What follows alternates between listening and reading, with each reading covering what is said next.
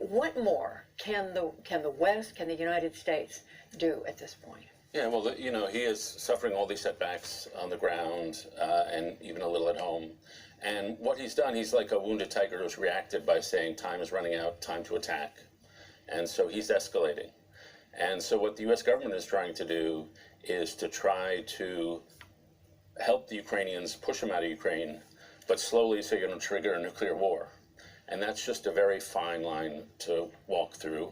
And I think the government, the U.S. government, is doing what it has been doing and has plans to do a little more, which is to supply the Ukrainians with the weapons they need to win the war in Ukraine, not supply the weapons they might use to attack Moscow, but to keep giving them what they're doing, which is they've given them awesome amounts of intelligence so the Ukrainians really see the battlefield better. And they have the anti-aircraft material, they have anti-tank material, they have missile material, and so they're better trained, more morale, and they're just going to keep on plodding along. But it's that pacing that's so key, is to not get Putin where he feels like he's totally in a panic, and he escalates in a way that could involve attacking another country, attacking a NATO country, and a whole variety of ways he could escalate. So much, Karen, of what you read is that it all depends on Vladimir Putin and what he decides and whether he wants to end this. I mean, is that how we should see it? I think so, and we also should look beyond that, because it's important to remember China is watching here as well. And so they will be looking at Western resolve in the face of a nuclear threat, and as they try and decide what they're doing with Taiwan. But I do think the main thing the West has to do is stand firm, continue supplying aid. Europe, it's incumbent on Europe to come up with alternative supplies of fuel to get them through the winter as Russia cuts back, because that is where Vladimir Putin also has leverage. He has economic leverage.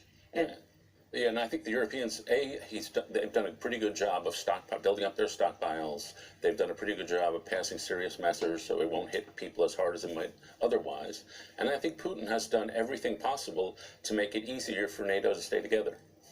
And so even the speech this week, the mass graves, giving the Europeans months warning that he was going to cut off fuel before winter set in, he's hardened resolve around the world and kept what was going to be a tricky job of keeping the Allies together, he's made it a little easier. And it also is looking like his biggest problem may be domestically, as thousands of people are going to the street in protest, risking arrest. In fact, 1,300 have been arrested.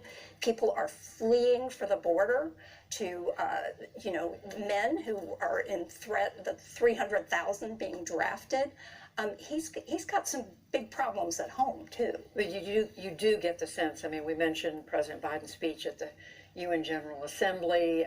You have other countries that are contributing to the war effort in Ukraine. But you also get the effort that there's just a limit to how much push this can, how much difference all this can make. The hope is that at some point, you know, the weather in Ukraine makes it harder to do mass offensive the later you get into the fall because it gets muddy. And so there's going to be some time here. And so the hope is that at some point Putin says, hey, let's do a cost-benefit analysis. I need to do some negotiation. And then the hope is that the Ukrainians say, you know, we've done fantastic, but actually pushing Russian troops out of the Donbass and the eastern regions is actually kind of hard, and maybe we should go to the negotiating table. And so that would be one out where they would just negotiate a solution. I think, and I don't blame the Ukrainians, they're the heroes here, but their passions are high.